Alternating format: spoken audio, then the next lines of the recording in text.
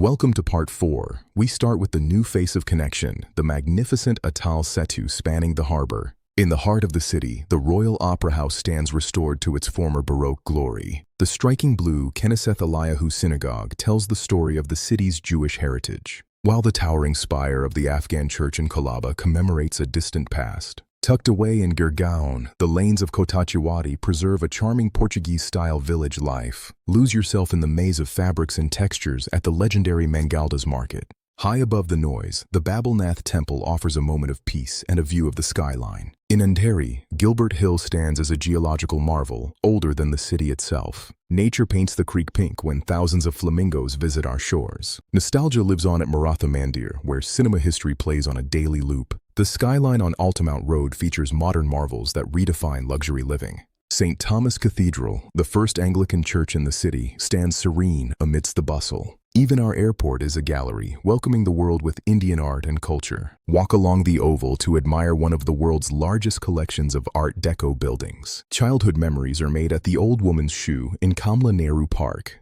The leafy avenues of Five Gardens in Matunga invite a leisurely evening stroll, while Aksa Beach offers a secluded stretch of sand away from the city center. Ancient history is carved into the rock at the Mahakali Caves. The General Post Office impresses with its grand dome, modeled after Gol Gumbaz. As the sun sets over Dadar Chowpatty, the sea link lights up the horizon. Every corner of Mumbai holds a story, waiting to be discovered. Our journey isn't over yet. Stay tuned for more.